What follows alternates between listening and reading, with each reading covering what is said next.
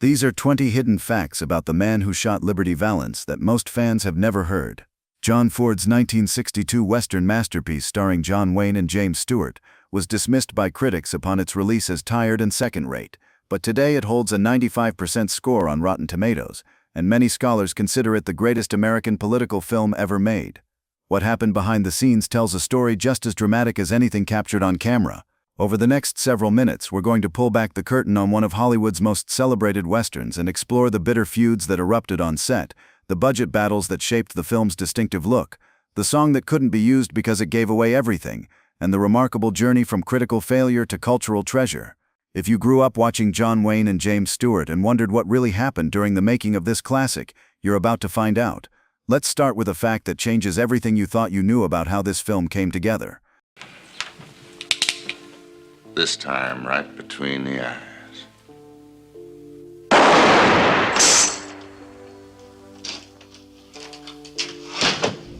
Fact number 1.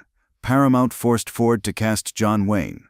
Something would have shocked audiences back in 1962, and that's the truth about how this legendary collaboration actually came together. The pairing of director John Ford and actor John Wayne on The Man Who Shot Liberty Valance wasn't a creative choice at all, because Paramount Pictures made it absolutely clear they would not fund the picture unless Ford cast Wayne as Tom Donovan. For Ford, this condition was humiliating in a way few people understood at the time.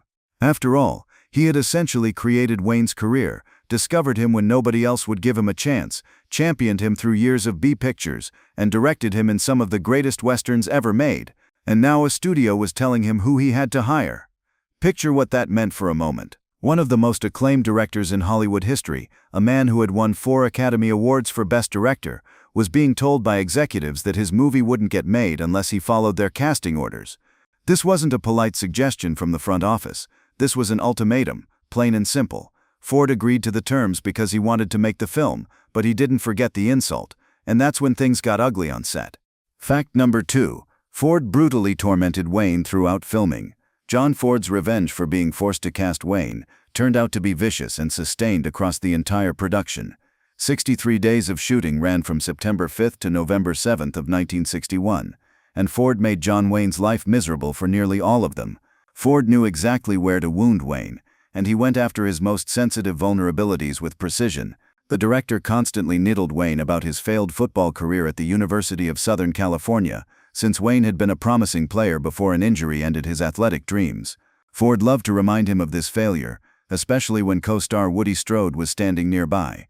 Strode had been an actual NFL player, a genuine professional athlete who had earned his credentials on the field. The implication landed hard every single time because Wayne was a pretender and Strode was the genuine article. But Ford saved his cruelest attacks for an even more painful subject, which was Wayne's failure to serve in World War II. James Stewart had been a decorated bomber pilot who flew combat missions over Germany. Ford himself had been wounded while filming the Battle of Midway for the Navy, and Wayne had stayed in Hollywood making movies while others fought and died. Ford demanded of Wayne on set, asking him directly, "How rich did you get while Jimmy was risking his life?" Imagine being one of the biggest movie stars in the world, standing on a soundstage surrounded by cast and crew, while your director publicly shames you for not serving your country. None of this happened in private. This was deliberate, calculated humiliation designed to hurt. Fact number 3. Wayne felt completely lost playing Tom Donovan. The psychological warfare took its toll in ways that showed on camera. John Wayne complained throughout production that he had nothing to go on playing Tom Donovan, and he felt adrift in a role so different from the straightforward heroes he usually played. Wayne went further in his complaints, saying he felt used as a background prop. For an actor of his stature and ego, that was a devastating admission, because he wasn't the center of this story, and he wasn't the hero who saves the day and gets the girl. Wayne was supporting someone else's journey, and he struggled with that reality every single day of shooting. When someone on set mentioned his character's moral ambiguity, the complex mixture of heroism and sacrifice that makes Tom Donovan so compelling to modern audiences, Wayne's response was blunt and revealing. His words were sharp. "Screw ambiguity. I don't like ambiguity. I don't trust ambiguity." That quote tells you everything about how Wayne approached his craft, because he wanted clarity and he wanted to know who the good guys were and who the bad guys were. Tom Donovan exists in shades of gray, and Wayne found that territory uncomfortable and foreign to everything he'd built his career on. Woody Strode, who played Pompey in the film, later wrote about the experience with unusual candor. His assessment of the production was simple and damning. What a miserable film to make. And yet here's where it gets interesting. When Ford spoke to film historian Peter Bogdanovich years later, he claimed that Wayne actually played the lead in Liberty Valance, not Stewart. Ford recognized what Wayne couldn't see while it was happening, and despite the torment and confusion, Wayne gave one of the finest performances of his career. Fact number 4. The black and white cinematography was forced by budget cuts. The film's distinctive visual style has generated decades of speculation, and most of it misses the truth entirely. By 1962, westerns were routinely shot in glorious Technicolor, since color film had become the industry standard, especially for big-budget productions featuring major stars. That raises an obvious question about why the man who shot Liberty Valance looks so different from other westerns of its era. Critics and scholars have offered artistic explanations for decades, suggesting that Ford chose black and white to create a specific mood and evoke a particular atmosphere of loss and nostalgia. The theory sounds plausible because Ford was a master filmmaker who made deliberate choices about every aspect of his pictures. Cinematographer William H. Clothier told a very different story, and he was the man who actually operated the camera. His explanation cut through all the artistic speculation. There was one reason and one reason only. Paramount was cutting costs. Otherwise, we would have been in Monument Valley or Bracketville, and we would have had color stock. Ford had to accept those terms or not make the film. That's the truth behind one of the most analyzed visual choices in Western cinema. The decision wasn't art. It was accounting. Paramount wanted to save money, and Ford had to take what he could get. Fact number 5. The stars were decades too old for their roles. Budget constraints actually worked in the film's favor in one unexpected way. When The Man Who Shot Liberty Valance went into production in 1961, John Wayne was 54 years old and James Stewart was 53. Their characters in the film's flashback sequences are supposed to be young men in their late 20s. That gap between actor and character was roughly 25 years. Technicolor would have made this age difference impossible to ignore. With crisp and vivid imagery revealing every wrinkle and every strand of gray hair, audiences would never have accepted the illusion for a moment. Black and white cinematography with soft focus photography helped mask this improbable casting. Shadows and grain and the absence of color smoothed over the weathered skin that would have betrayed the actors' true ages in any other format. Ford later developed his own artistic justification for the choice, claiming that black and white added to the tension, and that the climactic shootout wouldn't have worked in color. His words to interviewers were confident. In black and white, you've got to know your job, lay your shadows in properly, get your perspective right. But in color, there it is. Ford may have genuinely come to believe this, or he may have been making the best of a situation he couldn't control. Either way, the budgetary limitation became essential to what makes the film visually distinctive. Fact number 6. One actor played a teenager at age 50. The age deception went even further than Wayne and Stewart, and this one really stretches believability. Actor O.Z. Whitehead appears in the film as a young man, essentially playing a teenager, and when production began, Whitehead was 50 years old. But here's the detail that defies all logic. Denver Pyle, who plays Whitehead's father in the film, was actually 9 years younger than the actor playing his son. Pyle was in his early 40s portraying the father of a character played by a man in his 50s pretending to be in his teens. Color film would have made this casting laughable, because audiences would have spotted the absurdity immediately. The soft and forgiving shadows of black and white photography let Ford get away with casting choices that defied common sense. That budget constraint which forced him into monochrome became a tool that enabled creative liberties no color production could have attempted. If you're enjoying these behind-the-scenes secrets from classic Hollywood, take a moment to subscribe to the channel. We dive deep into the Western films and stars that shaped American cinema, and there's plenty more where this came from. Hit that subscribe button so you don't miss our next video. Fact number 7. The most famous line was invented for the movie. The film's most enduring contribution to American culture comes near the end, when newspaper editor Maxwell Scott delivers the line, "When the legend becomes fact, print the legend." Those words have echoed through decades of film criticism, journalism debates, and cultural commentary about myth-making and truth. That line has been quoted in discussions about the nature of fake news and the American tendency to prefer a good story over an uncomfortable truth. Scholars have written entire essays analyzing its implications and what it says about how we construct history. Here's what most people don't know. That line does not appear in Dorothy M. Johnson's original 1949 short story, and it was created entirely by screenwriters James Warner Bella and Willis Goldbeck for the film Adaptation. Johnson's short story first appeared in Cosmopolitan magazine in June of 1949, and was later collected in a book called Indian Country in 1953. No version of this famous sentiment appears anywhere in her original work. The screenwriters invented it from whole cloth. The legend of who wrote the line has itself become fact because the quote is now often falsely attributed to John Ford himself rather than to the screenwriters who actually created it. The words have become a perfect example of their own meaning. Fact number 8. The original story had completely different characters. Dorothy M. Johnson's source material differs dramatically from what Ford put on screen. The protagonist in her story is named Ransom Foster rather than Ransom Stoddard, and Johnson describes him as vain and haughty, condescending, cringing. Foster is a far more unsympathetic character than the idealistic lawyer James Stewart portrays. The town in Johnson's story goes by two trees rather than Shinbone, and the Tom Doniphan character has a completely different name, Bert Barracoon. These aren't minor variations on a theme. The fundamental elements of setting and character were transformed during the adaptation process. The ending differs most of all from what audiences saw in theaters. Johnson's version concludes with Foster and Hallie marrying and having 4 children while Bert lives nearby in relative contentment. There's no devastating sacrifice, no tragic loss, and no cactus rose placed on a coffin at the story's close. Ford and his screenwriters invented the emotionally crushing conclusion that makes the film so memorable. $7,500 secured the rights to the story in early 1961. What Ford and his screenwriters did with that purchase transformed a good Western tale into one of cinema's most profound meditations on truth and legend. Fact number 9. John Wayne personally recommended Lee Marvin. The casting of Lee Marvin as the villainous Liberty Valance came from an unexpected source, because John Wayne himself recommended Marvin for the role after working with him on the Comancheros in 1961. Ford was immediately charmed by Marvin, and film historian Scott Eyman notes that the two men shared several qualities including periodic alcoholism, a passion for the sea, brave showings in World War II, and surprisingly liberal politics. They recognized something of themselves in each other from the first meeting. Ford issued a pointed warning on Marvin's first day on set, since he knew that Wayne had done some directing on the Comancheros and had taken creative control in ways that directors generally don't appreciate.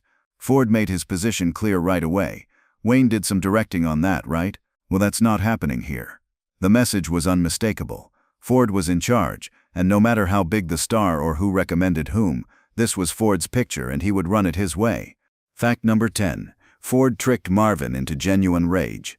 Despite the natural rapport between Ford and Marvin, the actors struggled badly during the filming of the stagecoach robbery sequence. Marvin couldn't find his character's menace no matter how many times they shot the scene. Take after take, something was missing, and the threat that Liberty Valance needed to project simply wasn't coming through on film. He quietly instructed the stagecoach driver to refuse throwing down the cash box when Marvin demanded it during the scene.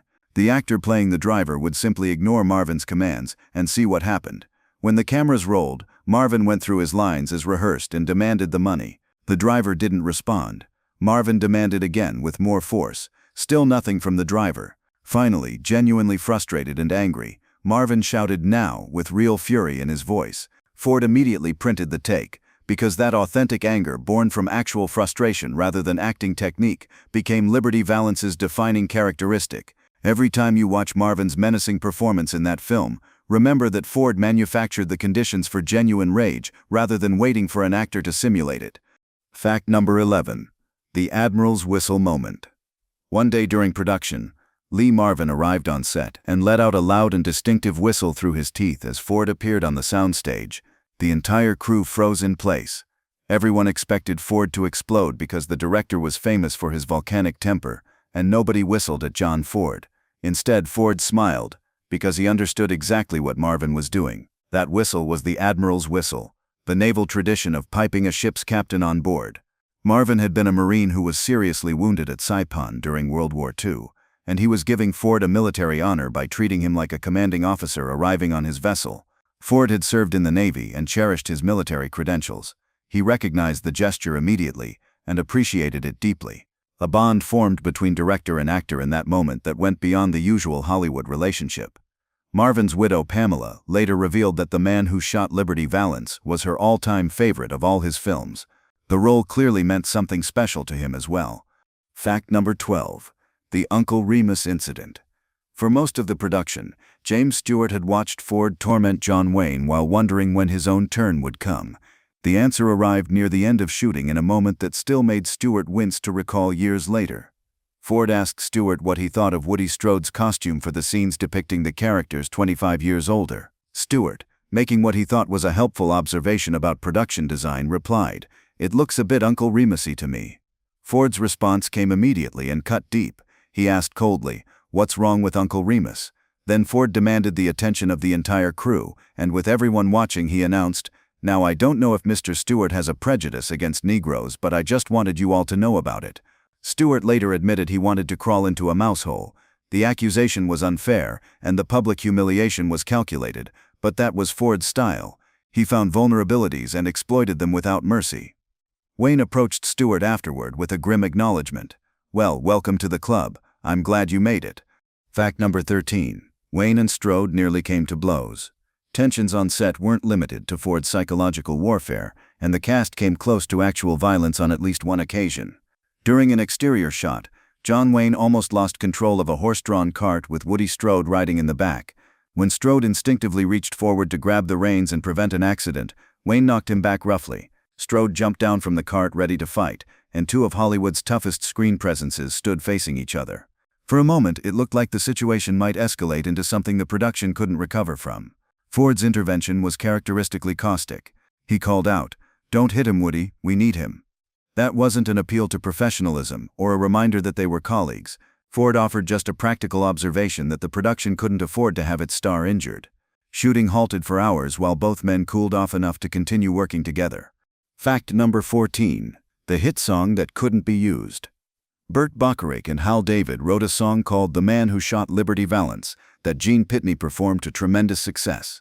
Number 4 on the Billboard charts with 13 weeks among America's most popular recordings, and the Western Writers of America later ranked it among the top 100 Western songs ever recorded. Here's the problem. The song was recorded after the movie's release, and the lyrics reveal that Tom Doniphan actually shot Liberty Valance. Think about what that means for anyone hearing the song before seeing the movie.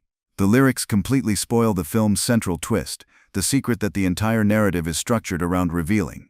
Even if Ford had wanted to incorporate the song into later releases of the film, it would have destroyed the dramatic impact for new audiences. The hit song associated with one of the greatest westerns ever made never appears in the actual film because of this timing problem. Ford instead reused Alfred Newman's Anne Rutledge theme from Young Mr. Lincoln, a Ford picture from 1939. Ford told film historian Peter Bogdanovich that he wanted to evoke repressed desire and lost love in Hallie's scenes, and the music choice made clear that she never got over Tom Doniphan, even decades after marrying Ransom Stoddard. Fact number 15. Critics initially hated it. Modern audiences know The Man Who Shot Liberty Valance as a masterpiece with a 95% score on Rotten Tomatoes, placing it among the most critically acclaimed films ever made. The initial reception was shockingly different. Bosley Clothier, the influential critic for the New York Times, called it a rather sinister little fable that showed creeping Hollywood fatigue. His full assessment was even harsher. Creaky, obvious, overlong and garrulous. That wasn't a mixed review, that was dismissal from one of the most powerful critics in America.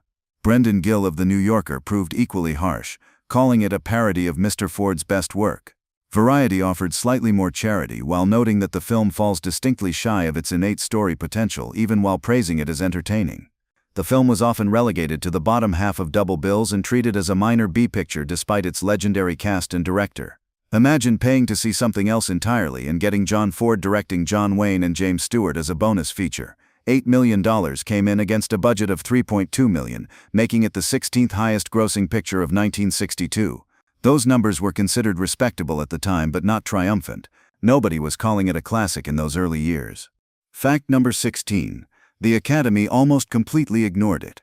One nomination. That's what The Man Who Shot Liberty Valance received from the Academy Awards, and it came in the category of Best Costume Design for a Black and White Film. Edith Head, one of Hollywood's most celebrated costume designers, received the recognition, but she didn't win. That was it. No nomination for Best Picture. No nomination for Best Director, despite Ford's 4 previous wins in that category. No nominations for Wayne or Stewart or Marvin. No recognition for the screenplay that created Print the Legend and transformed Johnson's story into something profound. From our perspective today, this snub looks absurd. Richard Brody of The New Yorker now calls The Man Who Shot Liberty Valance the greatest American political movie.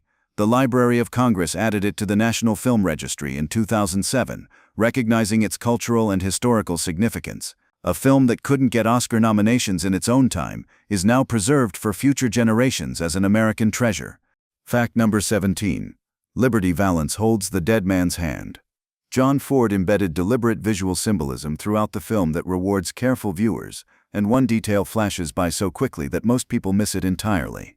Before his final gunfight, Liberty Valance is shown holding a specific poker hand consisting of aces and eights. Western history buffs recognize this immediately as the dead man's hand, the cards that Wild Bill Hickok supposedly held when he was shot and killed in 1876. Ford used this visual motif in multiple films as a death omen, a signal to audiences who knew their frontier history that a character's time was running out. You'd have to know what you're looking for to catch it, but Ford included it deliberately as a hidden message for the attentive Western fan. Fact number 18. Pilgrim became Wayne's signature, but he rarely used it. When Tom Doniphan first encounters the beaten Ransom Stoddard, he drawls, "Whoa, take her easy there, Pilgrim." That sarcastic term recurs throughout the film and became one of Wayne's most recognized and most imitated catchphrases over the following decades. Comedians have built entire routines around Wayne impressions that feature the word Pilgrim, and it's become inseparable from his screen persona. Everybody associates the word with the John Wayne brand. Here's what most people don't realize. Wayne used the word Pilgrim in only one other film, McClintock in 1963. 2 movies total. Despite the cultural impression that Wayne said Pilgrim constantly throughout his career, it appears in just 2 pictures across his entire filmography.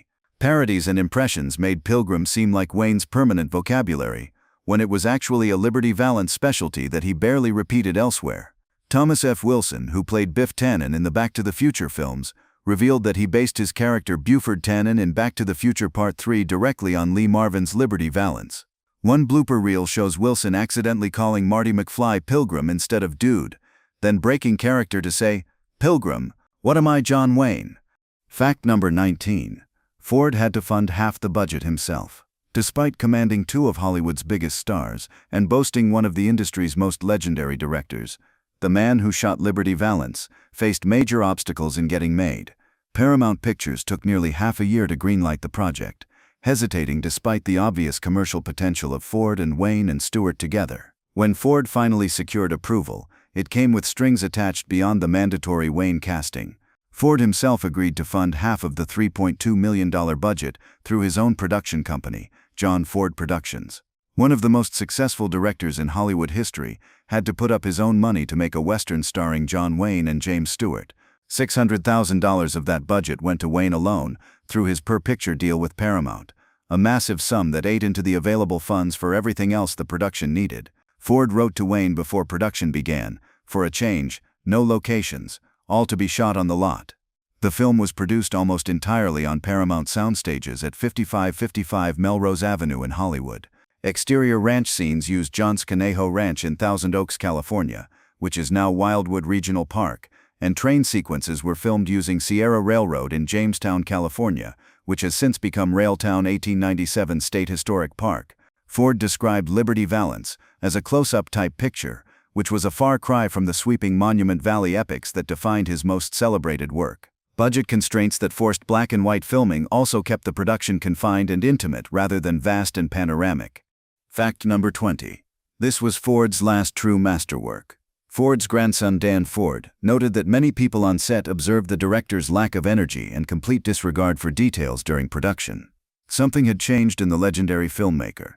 Film critic Lindsay Anderson wrote that Liberty Valance was yet another instance of Ford's growing impatience with the business of shooting. It was no longer fun.